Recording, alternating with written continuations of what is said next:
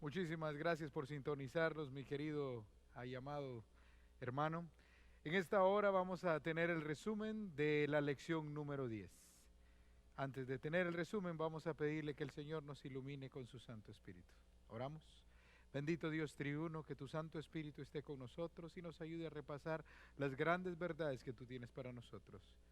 Ilumina nuestras mentes y lo pedimos en el nombre de Jesús. Amén.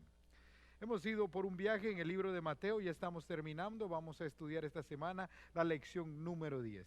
Por favor, recuérdese siempre, y es bueno recordarlo, nuestra ofrenda de 13º sábado para que se cumplan todos estos proyectos que están detrás de su cartilla de escuela sabática. No importa dónde usted nos sintonice, la ofrenda es a nivel mundial para estos proyectos. Estamos a 3 sábados de tener nuestra ofrenda de 13º sábado, así que lo que Dios ponga en su corazón para que estos proyectos sean una realidad. Vamos de lleno a la lección número 10, Jesús en Jerusalén. Jesús va a tener ciertos encuentros, ciertas formas y ciertos desatinos, por decirlo así, con las personas que creen algo de Jesús. Sabe, mi querido hermano, en esta lección vamos a leer ideas preconcebidas, vamos a ver cómo los contextos culturales pueden dañar una relación. Vamos a ver, cuando le hablo de los contextos culturales, es porque estas personas quieren hacer que Jesús haga algo conforme a sus prejuicios, conforme a lo que su cultura quiere, conforme a lo que su cultura dicta, y no se basan en lo que la palabra del Señor dice, que las palabras del Señor cubre toda la cultura. Vamos a nuestra lectura bíblica. Y dice nuestro texto de memoria que se encuentra en Mateo capítulo 21, versículo 42. Jesús les dijo: ¿nunca leíste en las Escrituras? La piedra que desecharon los edificadores ha venido a ser cabeza de ángulo, y el Señor ha hecho esto, y esto es una cosa maravillosa delante de nuestros ojos. Jesús se compara a él mismo con la piedra angular. La piedra que ha sido desechada por los edificadores, pero ahora esta piedra ha sido la cabeza del ángulo, la cabeza que ahora va a unir en el techo, donde todo el edificio va a recostar su fuerza. Esta es la piedra con que Jesús se caracteriza. Eso está escrito en el Salmo 118, versículos 22 y 23, que el salmista, inspirado por el Señor, escribiendo esto, lo hizo para Jesús. Nuestra introducción de la lección. Ahora vamos al día domingo. Una venida profetizada. Jesús desde su nacimiento ha sido profetizado. Todas las profecías desde su nacimiento milagroso, de su concepción por medio del Espíritu Santo, todo ha sido profetizado, y ahora llega esta parte del cumplimiento. Después del cautiverio babilónico, Ageo, un profeta bastante anciano, dice en su libro, capítulo 2, versículos del 6 al 9, que la gloria de ese templo, el templo segundo, el segundo templo, no el hermoso templo de Salomón, tendría una gloria mayor. Algunos que vieron el templo de Salomón, de los viejitos, de los ancianos que veían el segundo templo edificado, lloraban porque no se parecía al primero. Pero el profeta Ageo dice: la gloria de este templo será mucho mayor que la de Salomón, porque en este templo estará el deseado de todas las gentes. Entonces realmente la gloria del edificio tal vez no es tan pomposo, no es tan grande, no es tan suntuoso como es el templo de Salomón. Tal vez cuando se dedica al templo no existe aquella nube que entra, no existe la cantidad de sacrificios, pero este templo va a tener al Dios Todopoderoso encarnado en la persona de Jesucristo en ese templo enseñando. Zacarías también habla, un profeta bastante joven, en Zacarías capítulo 9, versículo 9, habla de que Jesús vendría en un pollino. Jesús vendría en un pollino y entraría a Jerusalén. Y esto, mi querido hermano, lo hacemos referencia acerca de lo que estábamos diciendo en la introducción. Las ideas preconcebidas culturalmente por el pueblo van a ser mella en esta relación. Muchos de ellos ven que Jesús está aceptando una alabanza que jamás Jesús lo había aceptado. Ahora él escucha en la alabanza: Hosana al Hijo de David, haciendo referencia a la profecía de que David, uno de sus descendientes, regiría con vara de hierro. Entonces estas personas empiezan a ver a Jesús como el libertador del imperio romano. La idea preconcebida de su libertad solo se basa a una libertad esporádica y temporal. Pero la idea que Jesús tiene en la mente es una idea de liberación, pero del pecado. Una liberación espiritual para dar vida eterna. Las ideas preconcebidas y culturales, porque estoy suprimido por el imperio romano, tomaron más auge y no entendieron la enseñanza que Jesús quiere decir, lo que Jesús quiere significar, que el deseado de todas las gentes, aquel profetizado por el cual nosotros íbamos a ser curados por la llaga que iba a pasar sobre él, mi querido hermano, mi querida hermana, ha llegado a este momento. Ahora la pregunta, si la traemos al siglo XXI, ¿qué ideas preconcebidas tú puedes tener acerca de Jesús que van a separarte de la visión real de lo que Jesús tiene para nosotros? ¿Qué cosas tú vas a poder ver en Jesús? ¿Qué cosas tú quieres ver en Jesús, perdón? ¿Qué cosas tú quieres ver en Jesús que están puestas por tu contexto cultural o por tus necesidades? Mi querido hermano, Jesús tiene ya su plan establecido, y su plan establecido es llevarnos al reino de los cielos. No es darnos dinero en esta tierra, no es darnos tesoros aquí, sino es darnos tesoros en el cielo, porque donde esté nuestro tesoro, allí estará nuestro corazón. Que las ideas preconcebidas, mi querido hermano, no afecten tu relación con Jesús. El día lunes se trata acerca de Jesús en el templo. Jesús, cumpliendo la profecía de Ageo, va muchas veces a enseñar al templo, pero esta vez Jesús en el capítulo 21 de los versículos del 12 al 17 va a hacer algo que Jesús no están acostumbrados los discípulos a ver. A un Jesús que tiene una autoridad diferente.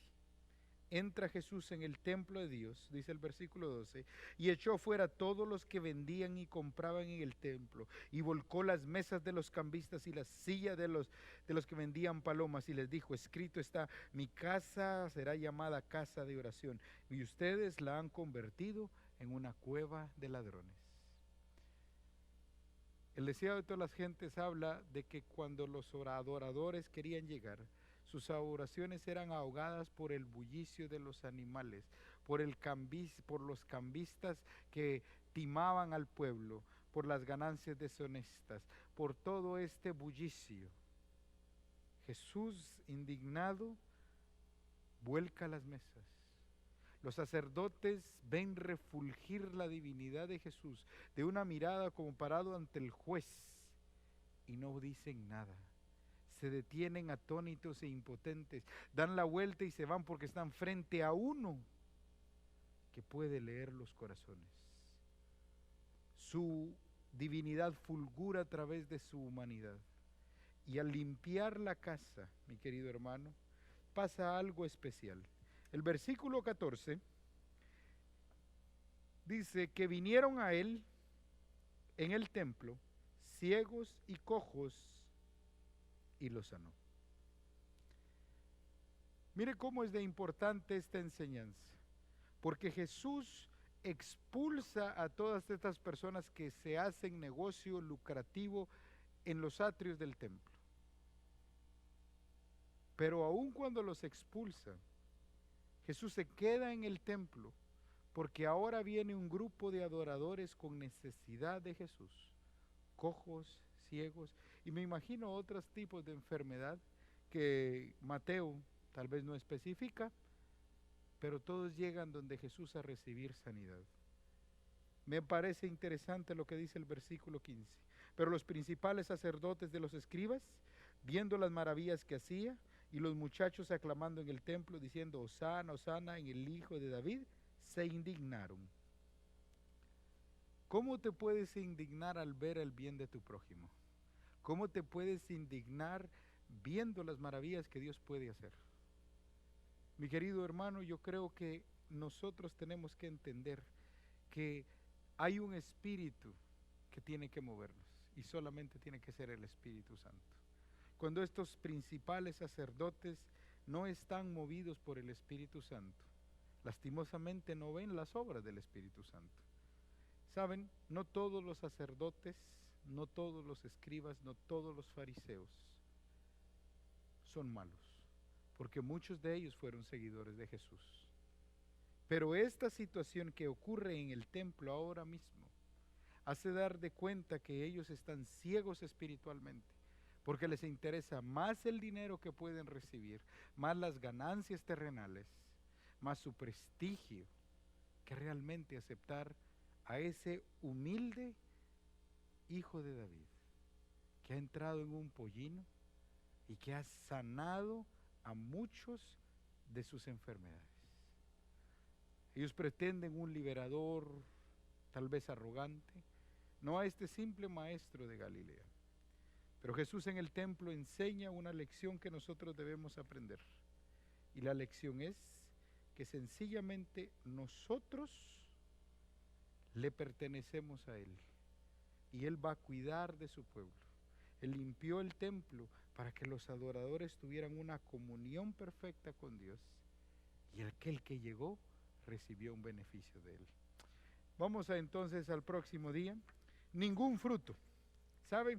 Este ningún fruto me hace pensar a mí, me hace ver a mí algo muy interesante. Jesús va a hacer una parábola. Del versículo 18 al versículo 22 de Mateo capítulo 21, Jesús habla que viene caminando y San Mateo lo dice de esta forma. Jesús viene por la mañana y volviendo a la ciudad tuvo hambre. Y viendo una higuera cerca del camino, vino a ella y no halló nada en él, sino solamente hojas. Y le dijo, nunca jamás nazca de ti fruto. Y luego se secó la higuera. Viendo esto, los discípulos decían maravillados, ¿cómo es que se secó la higuera enseguida? Respondiendo Jesús les dijo, de cierto os digo, que si tuvierais fe y no dudarais nada, no solo harías esto con la higuera, sino dirías a este monte, quítate y échate al mar, y sería hecho. Y todo lo que pidieres en oración creyendo, lo recibiréis.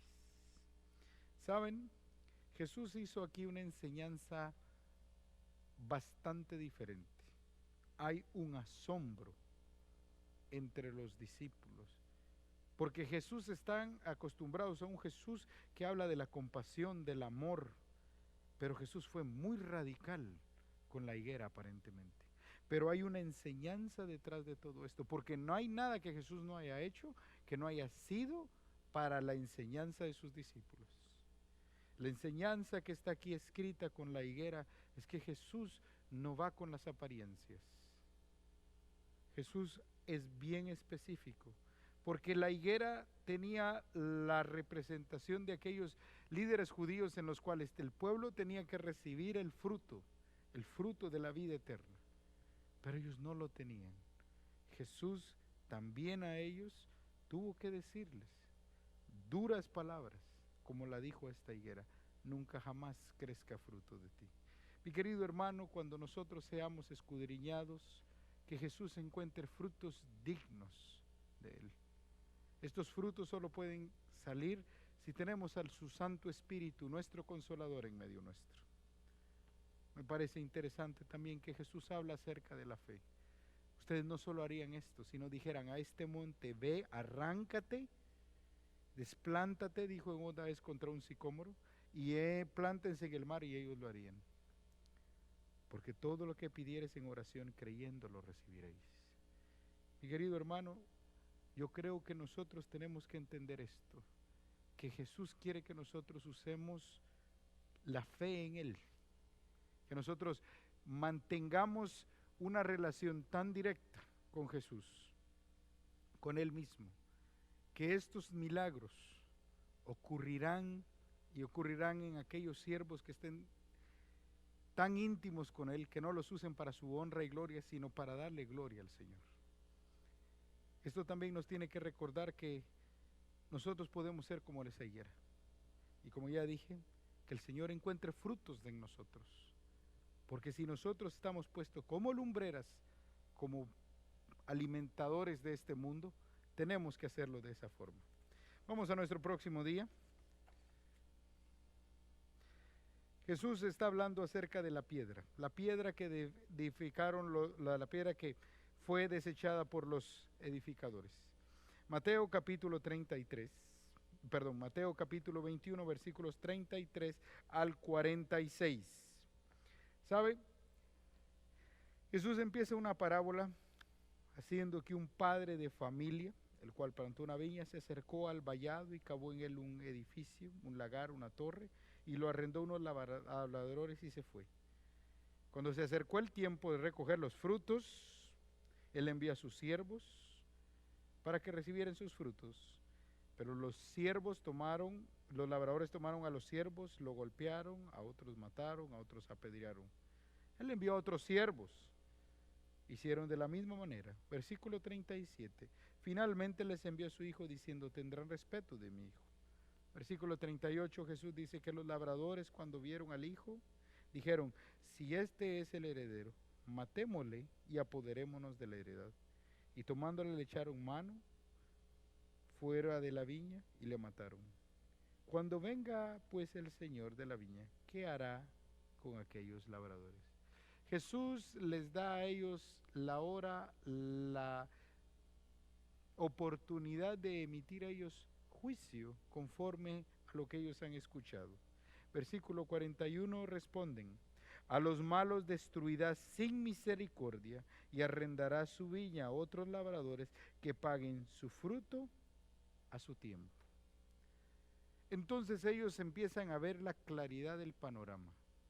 El labrador, el dueño de la viña, un hombre, un padre de familia, el que planta la viña, el que es el dueño de la viña, es el padre. Los labradores son aquellos judíos que han recibido por generaciones la palabra del Señor.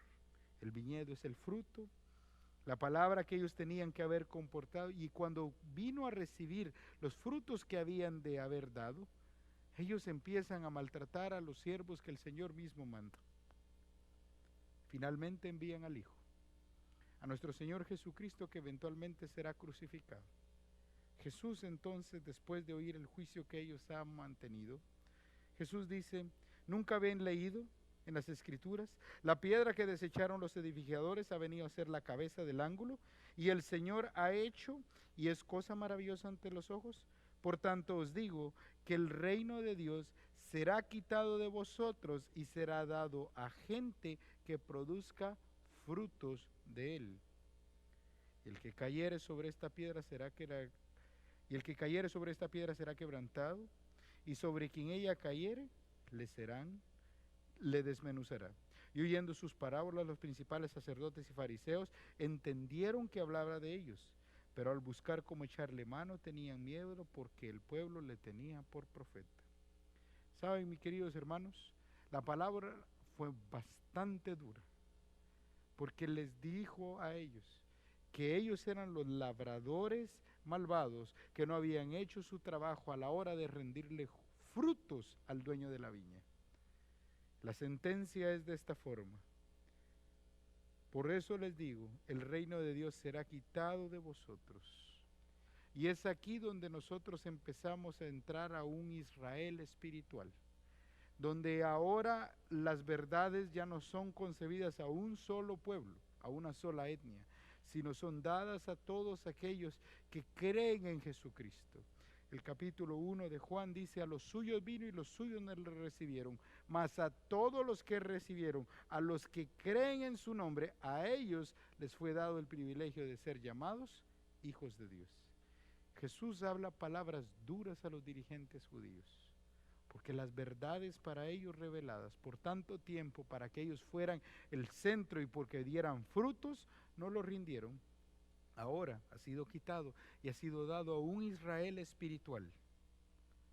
Y ahora, mi querido hermano, esta piedra que ha sido desechada, dice que el que cayere sobre esta piedra será quebrantado, y si la piedra cayere sobre él, sería desmenuzado. Quiere decir, mi querido hermano, que luchar contra la piedra no es la forma correcta. No podemos luchar contra Dios. Dejemos que Dios luche a nuestro lado. ¿Sabe, mi querido hermano, mi querida hermana? El versículo 44 tiene bastante que decirnos. En nuestro último día, el día jueves, hablando del costo de la gracia, Mateo capítulo 22 del 1 al 15, habla acerca de que hay unos convidados a la mesa, porque el hijo iba a tener sus bodas, y ahora estos hombres no hacen caso, están todos preparados, unos se fueron a la labranza, otros a los negocios, otros tomaron a sus siervos y los mataron. Al oírlo el rey se enojó mucho y envió a sus ejércitos y destruyó a todos aquellos homicidas y quemó su ciudad. Entonces dijo a los siervos: las bodas a la verdad están preparadas. Ahora los convidados no quisieron venir porque no eran dignos. Versículo 9 dice: id a la salida de los caminos y llamad a las bodas a cuantos halléis. Y saliendo los siervos se juntaron a todos los que encontraron y los llamaron a las bodas. Y cuando estuvieron llenas los convidados, y entró el rey para ver a los convidados, y vio allí un hombre que no estaba vestido de boda, y le dijo: amigo, ¿cómo entraste aquí sin estar vestido de bodas? Mas él enmudeció. Entonces el rey dijo a los que servían: atadle de pies y manos y echarle a las tinieblas de afuera, y allí será el lloro y el crujir de dientes, porque muchos son llamados, pero pocos son los escogidos. Esta es una parábola para representar que aun cuando nosotros somos llamados por Dios, estamos convidados a la cena de las bodas del Cordero, como dice Apocalipsis capítulo 19, versículos 7 y 8. Ahí se habla que en la cena de las bodas del Cordero estamos vestidos de lino fino. Es decir, que nosotros tenemos unas vestiduras que fueron otorgadas por Cristo Jesús. No porque nosotros seamos buenos, sino porque Él nos dio. Es decir, el Señor nos ha dado la salvación a nosotros. No es por lo que nosotros hagamos, no es por lo que nosotros tengamos. Porque si usted pudo haber recordado, y déjeme ir un momento atrás para hilar, Él mismo instituyó los sacrificios en nuestra introducción de la lección. Estos sacrificios, mi querido hermano, en sí solos son solo para representar que hay una muerte de sustitución por Él. Y recordamos entonces Génesis capítulo 4, cuando Caín y Abel presentan sus ofrendas. Si usted se pone a pensar y a racionalizar conmigo, y esperé hasta este momento para traer esta historia, ¿quién tuvo más trabajo? ¿Caín o Abel? Abel solo cuidaba las ovejas. Las ovejas, él no tuvo que hacer ningún esfuerzo para que la oveja quedara embarazada. Y cuando la oveja embarazó, tuvo sus meses de gestación y la oveja parió. Pero el que sudó más, el que trabajó, preparó la tierra, la irrigó y para traer los frutos, fue Abel. Es decir, el que trabajó, Caín, el que trabajó más por traer la ofrenda fue Caín, no fue Abel. ¿Qué quiere decir esto? Si el Señor acepta la ofrenda del que no trabajó tanto por ella, que el que trabajó más por ella. Aparentemente injusto. Mi querido hermano, esto hay que traerlo en el plano de que no importa lo que tú hagas para tu salvación. Tu salvación solamente viene por Cristo Jesús. Nosotros somos salvos por gracia, salvos por Cristo Jesús. No somos dignos de entrar a su mesa, pero Él nos invita, nos pone las vestiduras blancas, nos lleva a la mesa y ahora somos convidados. Mi querido hermano, mi querida hermana, no olvides esta parábola, porque esta parábola nos dice que nosotros, tú y yo, no importa lo que hagamos, estamos siempre, por cuanto todos pecaron, dice el apóstol, estamos destituidos de la gloria de Dios. Pero Jesús ha hecho la diferencia en cada uno de nosotros. Vistámonos pues entonces de la cena de las bodas del Cordero, de ese vestido, para que juntos, tú y yo, podamos llegar al reino de los cielos. Esperamos en Dios que tú puedas estudiar tu lección de escuela sabática, que Mateo sea una realidad en tu vida. que las lecciones que aquí se puedan presentar las puedas discutir en tu clase y puedas aprender mucho más de ellas. Que el Señor te bendiga y gracias por habernos escuchado.